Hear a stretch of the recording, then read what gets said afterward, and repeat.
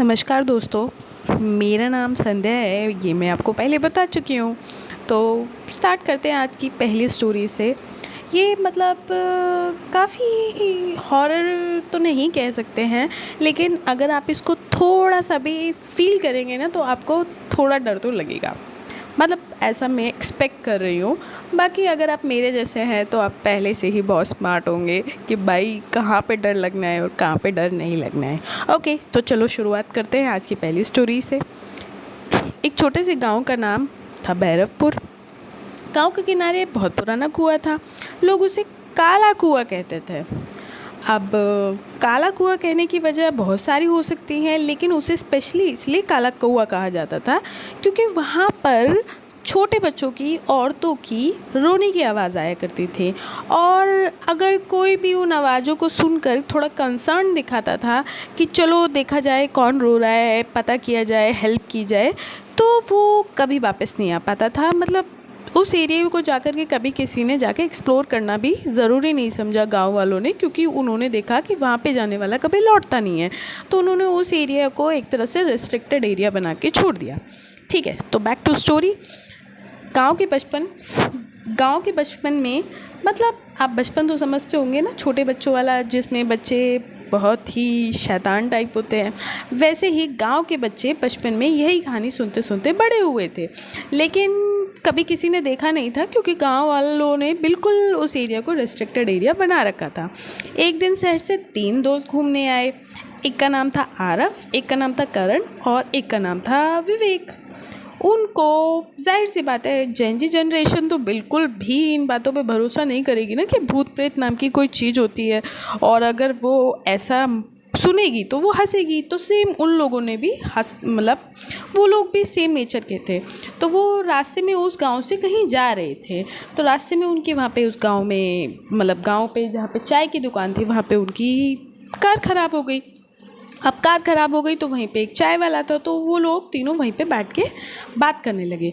तो बात करते करते वो लोगों ने हॉरर की बातें की। ऐसे ही उन्होंने सोचा कि गांव आए हैं तो लोगों से पूछा जाए कि चलो हॉरर किसे कहते हैं, वो लोग हॉरर किसे मानते हैं, हमको एक्सप्लोर करना चाहिए। तो गाँव वालों ने उन्हें थोड़ा थोड़ा सा बताया काला कुआं के बारे में कि भाई वहाँ पे ऐसा होता है, वैसा होता है, वैसा होता है।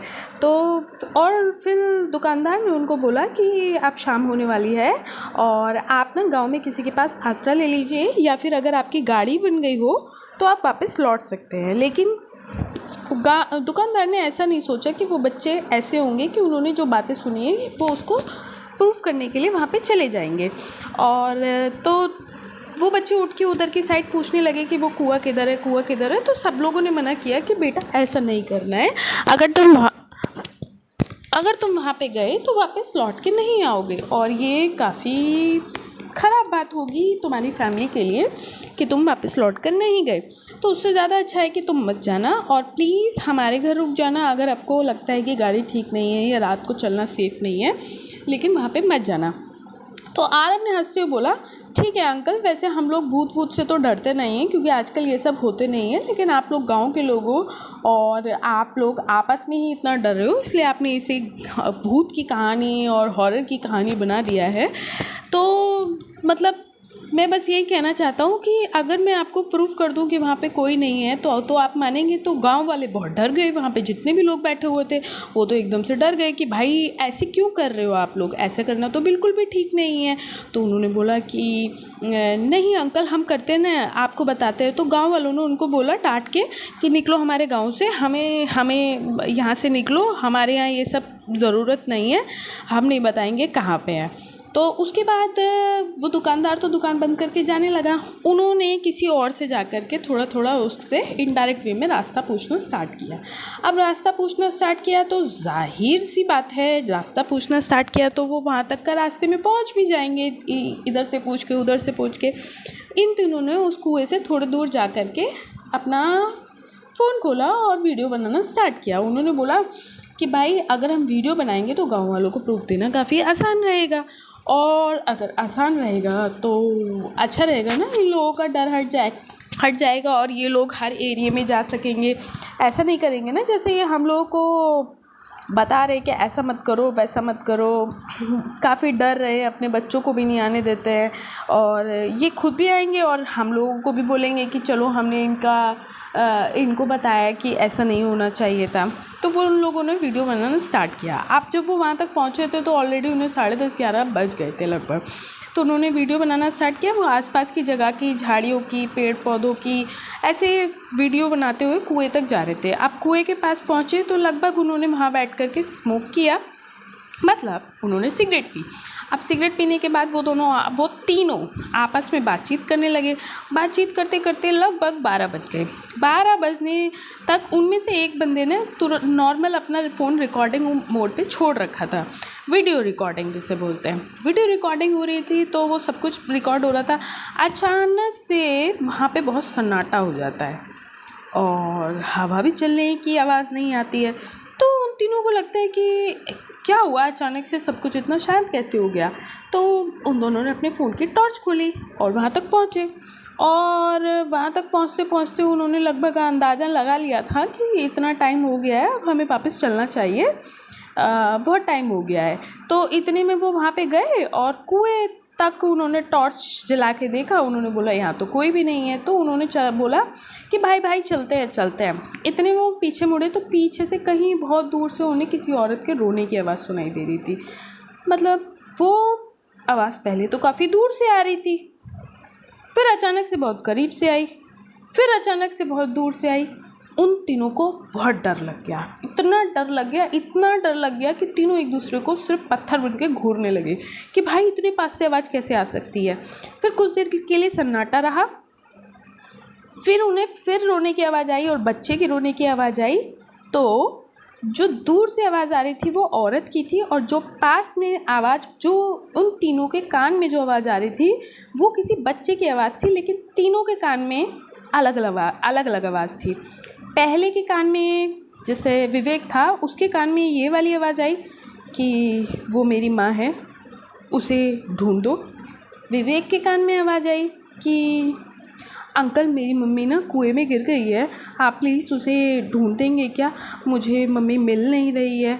और फिर तीसरी बार करण के कानों में बिल्कुल बहुत पास से आवाज़ आई कि अंकल मुझे बचा लो, ये मुझे मार डालेंगे।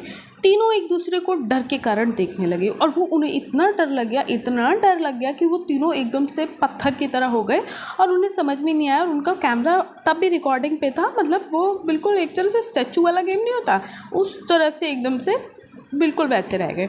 अब ऐसे रहने के, अब उन्हें जैसे ही कुछ सेकंड के लिए सन्नाटा रहा, उन्हें फिर से जैसे ही आवाज़ आई तो वो वाली आवाज़ फिर कुएं में से आई।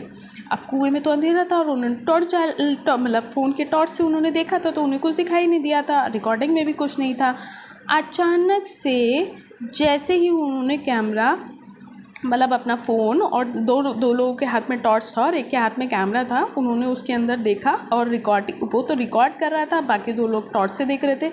उन्होंने देखा कि एक औरत बिल्कुल ब्लैक कलर के कपड़ों में, काफ़ी गोरी लड़की, अजीब से बालों से, जैसे सीलन में इंसान की बॉडी नहीं हो जाती है, पानी टपकता रहता है, बॉडी एकदम ज़रूरत से ज़्यादा सफ़ेद हो जाती है, अगर किसी ने ऐसी कोई डेड बॉडी देखी हो वैसे उसका पानी टपक रहा था। और उसका बच्चा वहाँ पे कुएं पे एक पेड़ की टहनी जो है ना बीच में से कहीं से निकल रही थी, पुराना कुआं था तो हो गया होगा, उस पे उसका बच्चा लटका हुआ था और वो औरत नीचे बैठ के रो रही थी। उन तीनों ने जैसे देखा, देख के उन तीनों को डर लग गया।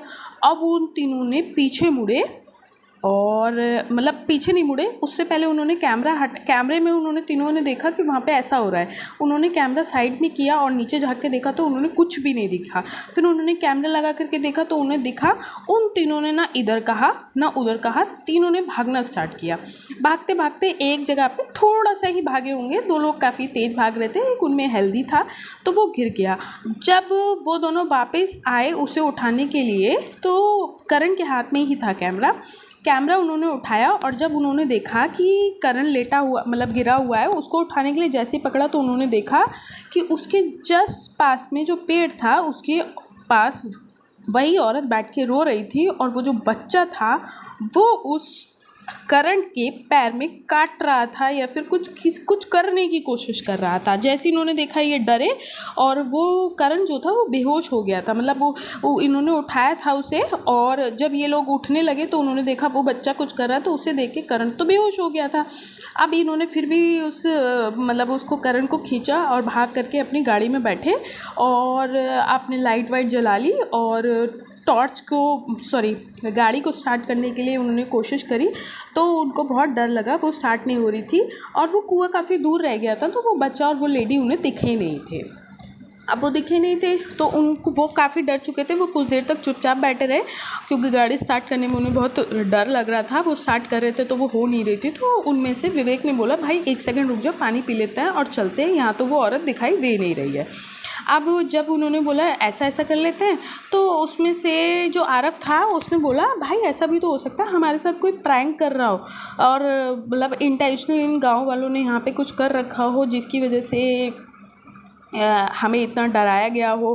भाई मैंने तो कुछ देखा नहीं था, मुझे लग रहा है वहाँ पे कुछ है, लेकिन ऐसा प्रैंक भी तो हो सकता है।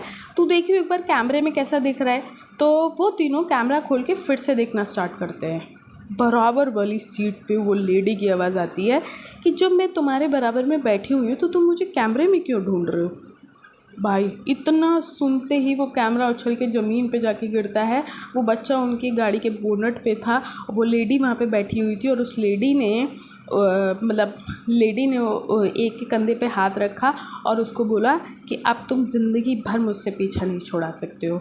और ये बोल के वो लेडी गायब हो गई और वो बच्चा मतलब बोनट से ऊपर चढ़ने लगा। तो इन तीनों ने गाड़ी स्टार्ट करी और मतलब गाड़ी भगाना स्टार्ट किया। भागते भागते भागते भागते इन्हें बहुत दूर तक भागे भागे भागे, मतलब भागे नहीं, मतलब कार से ये भाग रहे थे उस जगह से।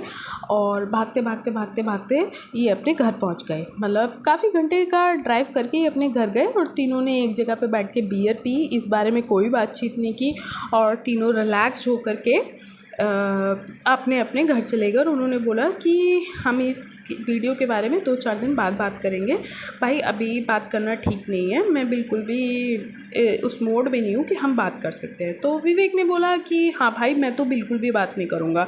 और फिर उन्होंने करण ने और विवेक ने और आरव ने करण को बोला कि भाई तेरे पैर के पास वो बच्चा कुछ कर रहा था, तू ज़रा देखियो। तो उस जगह पे लिखा हुआ था अब पीछा नहीं छूटेगा। मतलब वो बच्चा जो उनको लगा था वो काट रहा है, वो अपने नाखून से लिख रहा था कि अब तुम्हारा पीछा नहीं छूटेगा, ऐसे करके कुछ लिखा हुआ था। और ये देख के तीनों को डर गए। अब तीनों डर गए तो करण ने बोला, भाई मैं तो अपनी मम्मी के पास जा रहा हूँ। एक मंदिर भागा, एक अपनी मम्मी के पास भागा, एक अपने फ्लैट पे भागा। ऐसे करके उनके 3-4 दिन निकल गए। 3-4 दिन निकलने के बाद एक दिन उन्होंने आपस में कॉल किया तो पता चला कि करण जो था वो हॉस्पिटलाइज था। उसकी आंखें एकदम से सफ़ेद सी हो गई थी और उसकी बॉडी भी बहुत ज़्यादा सफ़ेद हो रही थी। तो वो दोनों मतलब उन लोगों को पता नहीं था। उसकी मम्मी ने बताया फैमिली वालों ने कि ऐसे ऐसे है। वो वहाँ पे देखने गए, उसको देखने के लिए गए। वहाँ जा कर के देखा तो उन्हें वहाँ पे गेट पे वो लेडी की झलक दिखाई दी। उन्हें ऐसा लगा कि वो भीगी हुई लेडी वहीं पे बैठी हुई है और बच्चा आसपास पे कहीं पे बच्चे की आवाज़ आ रही है। वो डर गए, हॉस्पिटल भरा पड़ा था। वो डरे, जैसे पीछे हुए किसी ने उनके कंधे पे हाथ रखा, वो और ज़्यादा डरे और पीछे मुड़ के देखा तो वो वहाँ पे लेडी नहीं थी। अब वो उसको देखने गए तो वो एकदम से करण जो था वो ऐसी हालत में था, ना बोल पा रहा था ना कुछ सुन पा रहा था। वो एक तरह से सिर्फ एक ही जगह पे घूरे जा रहा था और बोल रहा था कि भाई अब मेरा कुछ नहीं हो सकता, अब तो मैं गया। ऐसे कहते कहते वो बेहोश हो गया। अब वो जब वो बेहोश हो गया तो वो लोग उसकी मम्मी के साथ बैठे रहे। उन्होंने उसके जिस जगह पे उस बच्चे ने नाखून से कुछ लिखा था उस जगह पे देखा तो वो जगह बिल्कुल पूरी तरह से सड़ चुकी थी। बहुत ज़्यादा ही हालत ख़राब थी। ऐसा लग रहा था जैसे पानी में गलने के बाद कोई घाव हो जाता है वैसे हो जाता है। और उसके बाद वो लोग उन लोगों ने मतलब वो दोनों उसकी मम्मी के साथ रुके और वहाँ से चले गए। और उसके अगले दिन उन्हें पता चला कि उसकी डेथ हो गई। ऐसे करके उसकी डेथ हो गई। तो अब वो जो लिखा हुआ था उनमें से वो फिर से विवेक के पैर पे आ गया। वो सेम लिखा हुआ विवेक के पैर। सुबह उसने आँख खोल करके देखा तो वो लेडी उसके बराबर में बैठी हुई थी। वो बहुत डर गया। वो अकेला रहता था भाई। अब उसने जैसे ही उसने देखा कि वो लेडी बराबर में बैठी हुई थी, तो उसने बोला कि ओ भाई, मतलब वो डर गया। उसने अपना उसको इचिंग होने लगी, पैर पे देखा तो उस पे लिखा था अगला नंबर तुम्हारा है। और वो इतना ज़्यादा डर गया। वो लेडी जो थी, वो ब्लैक साड़ी वाली, वो बैठ के सिर्फ मुस्कुरा रही थी और उसने बोला था मेरे बच्चे का बाप चला गया है, किसी को तो बाप बनना ही पड़ेगा। तो और तुम उस कुएं को छोड़ के नहीं जा सकते, वो मेरा घर है, ठीक है। अब उसने आरव को ये वाली बात बताई। आरव फिर से, मतलब उसको ऐसा लगा कि इस चीज़ का कोई सोल्यूशन ढूंढना पड़ेगा। वो पंडित के पास गया, तांत्रिक के पास गया, उन लोगों को बताया। उन लोगों ने बोला इसका रूट कॉज पता करके आओ। रूट कॉज पता करने के लिए गांव गया, तो गांव में पता चला कि एक औरत की नई नई शादी हो रही थी और नई नई शादी होने के बाद उसके हस्बैंड ने पैसे के लालच में शादी के 1-1.5 महीने बाद ही उस औरत को उसमें कुएं में धक्का दे दिया था। और वो औरत जिंदा थी, कई दिनों तक चिल्लाती रही थी। तो वो आदमी जाता था, उसको सुनता था, हंसता था और वहाँ से चला जाता था। अब जब वो औरत की डेथ हो गई थी उसी पानी में सड़े सड़े, तो उसने ऊपर से कुआं बंद करवा दिया था। और बाद में पता चला था किसी तरीके से वो लेडी जो थी वो प्रेग्नेंट थी। अब उसको ऐसा लगता है कि उसके बच्चे को बाप चाहिए, तो इसीलिए कोई भी मर्द उस जगह पे जाता है तो उसको ऐसा लगता है ये बाप बन सकता है। और कोई औरत जाती है तो उसको ऐसा लगता है कि ये उस लड़के का परिवार है जो उसको मारने की कोशिश कर रहा है। अब वो वापस आता है, इसका कोई सोल्यूशन तो होता नहीं। वो तांत्रिक को बताता है, तांत्रिक उसे तावीज़ वगैरह दे देता है। अब वो घर जाकर फिर खुद पहनता है, उसको पहनाता है। लेकिन वो लेडी उससे पहले विवेक की बॉडी को कब्जे में कर चुकी होती है। और जैसे वो उसे खुद पहनने की और उसे पहनाने की कोशिश करता है, तो विवेक बोलता है कि भाई वो वाली उस दिन वाली वीडियो खोल के देखियो, उस वाली वीडियो में सच में कुछ था या नहीं, क्योंकि उसकी तो डेथ हो गई है और मुझे ऐसा लग रहा है कि हमें साथ किसी ने प्रैंक किया है। वो दोनों बैठ के जैसे ही वीडियो खोलते हैं, उसमें वो लेडी कभी आती है कभी चली जाती है और वो सडनली वीडियो उनके कमरे की हो जाती है। और वो वीडियो उनके बैक से आ रही होती है, जिसमें वो लेडी उनके कंधे पे हाथ रख के खड़ी होती है दोनों के, और वो दोनों वीडियो देख रहे होते हैं। अचानक से ये देख के विवेक को तो वहीं पे हार्ट अटैक हो जाता है। और आरव जो है, वो बच्चा आता है भागा भागा और उसकी गोद में चढ़ जाता है। और आरव भी वहीं पे पैरालाइज हो जाता है। और उनका जो रिकॉर्डर था, मतलब उनके रूम में कैमरा था, उसमें कुछ रिकॉर्ड नहीं होता, ऑब्वियसली कुछ नहीं है। और वो जो फ़ोन में जो वीडियो थी वो अपने आप डिलीट हो जाती है या इरेज हो जाती है, नो आइडिया। लेकिन बाद में जब मतलब आरव जो पैरालाइज होता है, किसी को पता तो होता नहीं है, उसके पास आसपास वो लेडी घूम रही होती है और बोलती है कि अब तो तुम किसी काम के नहीं हो, तुम इसके लिए बाप ढूंढवा दो तो मैं तुम्हें छोड़ दूँगी। और ऐसा बोल के वो गायब हो जाती है। तो दोस्तों, मुझे तो ऐसा लगता है कि ये तो माइंड ब्लोइंग थी। और आप ज़रा सुन के मुझे बताइएगा, क्योंकि ये मेरी फर्स्ट स्टोरी है। हो सकता है मैं बहुत सुपर एक्साइटेड हो गई हूँ बताने में, या हो सकता है कि मैं बता नहीं पाई हूँ, नरेट ना कर पाई हूँ। तो जो अगर आपको कोई भी कमी लगती है या आपको ऊपर नीचे लगता है तो प्लीज़ प्लीज़ प्लीज़ मुझे बताइएगा। और प्लीज़ मेरे चैनल को सब्सक्राइब कीजिएगा और कमेंट्स तो बिल्कुल कीजिएगा। Thank you, bye bye.